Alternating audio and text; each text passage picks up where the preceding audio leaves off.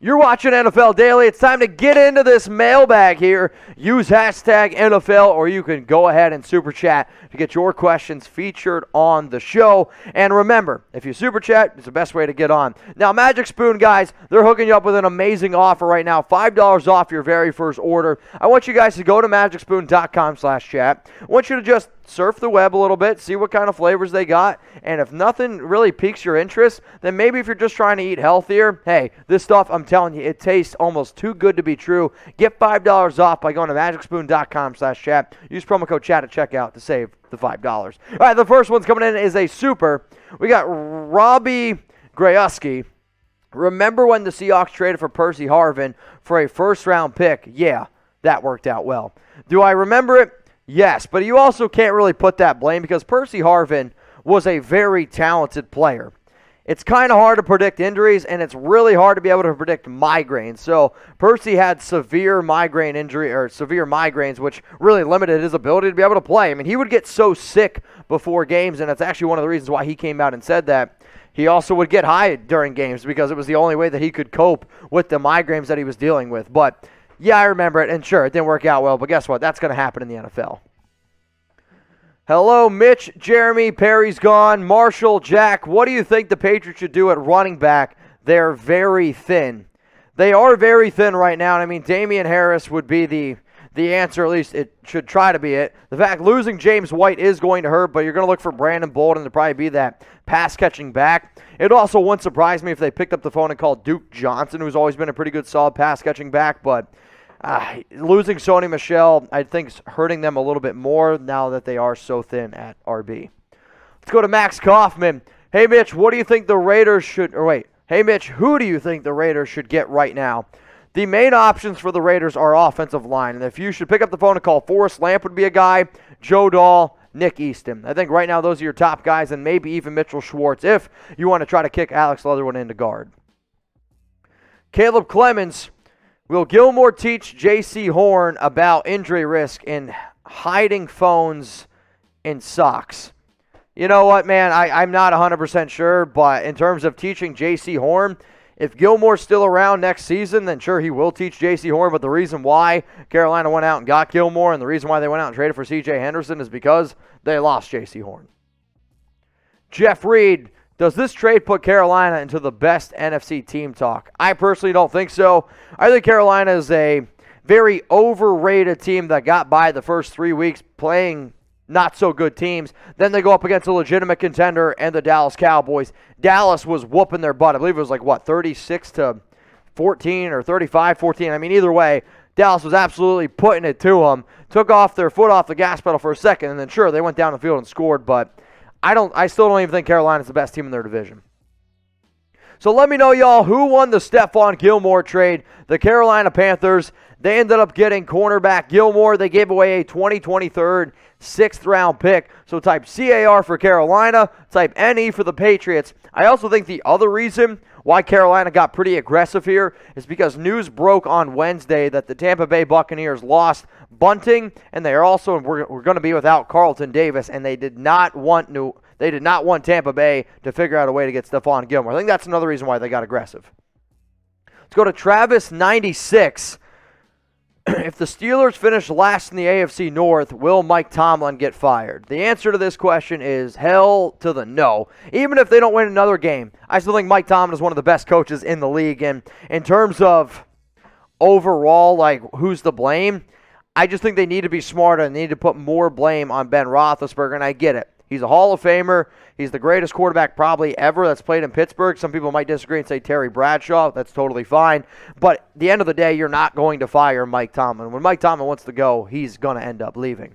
Now, we wouldn't be able to do today's show without our awesome sponsor, Magic Spoon. If you're wondering why you should get started or why you should go ahead and buy some boxes, well, not only are we going to give you $5 off by going to magicspoon.com/chat and using promo code chat, it's also healthy cereal. It tastes great. 13 grams of protein. The next time you look at your protein, if anybody actually uses it after a workout, this stuff's pretty damn close. 4 grams of net carbs, 0 grams of sugar, and then in terms of calories per bowl, you're talking about 120 to 170 calories depending on flavor per bowl.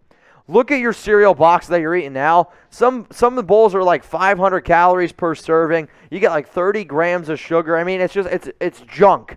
I probably won't be a popular dad to my kids, but I won't give them normal cereal. It's so bad for you. It rots your teeth. It gives you acne. It's going to give you a beer belly.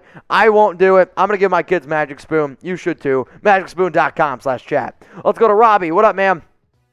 Should the Falcons trade Matt Ryan after the 2021 season and draft a guy like Rattler, or do they go and find a free agent quarterback? Could they trade Matt Ryan after the season? I really think that they probably should have figured out a way to do it earlier. The issue is, I don't really know many teams right now that want Matt Ryan because he's going to start falling into this category where, not that he's Andy Dalton-esque, but he was one time a good quarterback, turning into an old veteran and who's lost a step. And in terms of Spencer Rattler, I don't know who's going to be the number one quarterback drafted this year because if I'm being 100% honest, nobody's really impressed me enough to say that guy 100% deserves to be the number one quarterback drafted. But if there's one guy who has really not impressed me this year, it's Spencer Rattler. I'm sorry, I wouldn't touch that guy with a 10-foot pole. Maybe Urban Meyer would, though. Let's go to Stephen Jones, next person coming up here on today's show.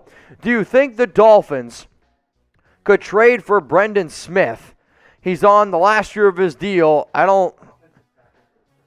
don't think the Colts can afford to keep him, so why not trade him? So here's the issue. The Colts aren't going to trade him because they need to figure out a way to protect their their investment that they made in Carson Wentz, first off. In terms of the Dolphins, they need to figure out something at left tackle. They need to figure out something on that offensive line simply because it's an absolute disaster right now. I just don't know if that's the route. I think the most notable name, the one that makes the most sense, is probably Andre Dillard. Let's go to Arnold Graphic. Should the Dolphins trade Noah Igbinogane before the deadline? Yes. Igbinogane was drafted in the first round, number 30th overall, I believe, out of Auburn. He's a really good slot corner. I shouldn't say really good. He was really good in college in the slot. For whatever reason, Miami keeps putting him on the outside. They tried a few times last year, and Noah was bad last year. However, I would like to be able to give rookies a pass because 2020 for all of us was just a crazy, crazy year. But if you're not going to use them correctly, then yes, I say move on from them, see what you can get, and I believe a team would at least offer something, right? Like something for somebody that was drafted in the first round just a year ago. Now, if you guys want to stay up to date on everything going on around the NFL, I want you to hit that big red button that says subscribe. That way, you never... Oh my God, I almost burped.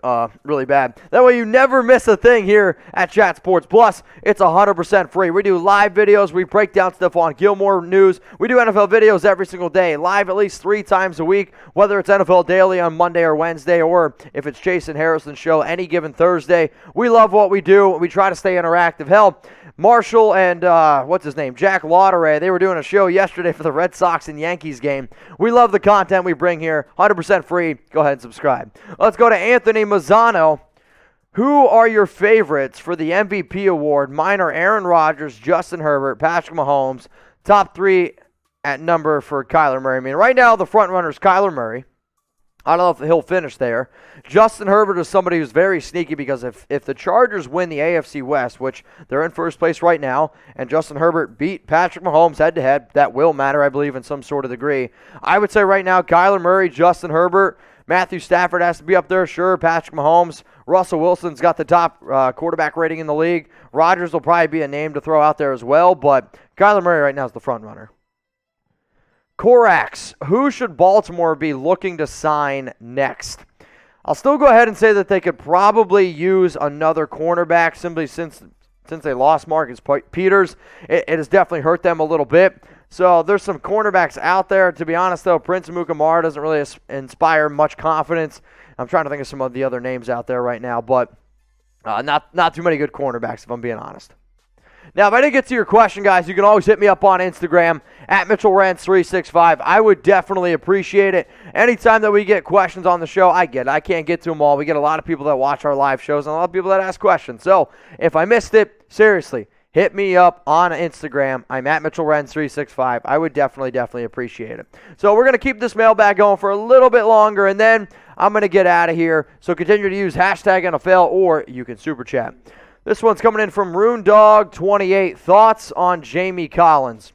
I still think Jamie Collins has got a little bit left in the tank. I don't think the fit with Detroit made a lot of sense because at first Jamie Collins with Detroit did make sense because of Matt Patricia and all those old connections there with the Patriots. Matt Patricia gets fired, still on the roster, was owed about $7.9 million. Was a bad fit with Detroit, so they end up letting him go. Where go figure, he ends up then signing with New England, and that sign is official since New England was able to create some more cap space by moving on from Gilmore and trading him to the Panthers. But he's still a good player, pretty versatile player, but still not even close to what he used to be. Speaking of LA, this is the last one on today's mailbag. LA Fishing Adventures. Who should the Chiefs look to sign or trade for? Well, to sign, they still could probably use an extra maybe linebacker or cornerback. Hell, maybe even a safety at this point. That secondary and defense is an absolute disaster. On offense, they were looking for somebody like a wide receiver like Josh Gordon to go out and get. Anthony Miller could be an interesting option, so he just got released by Houston. Could be definitely somebody to keep in mind, but I'll say as it stands right now, those would be my top options.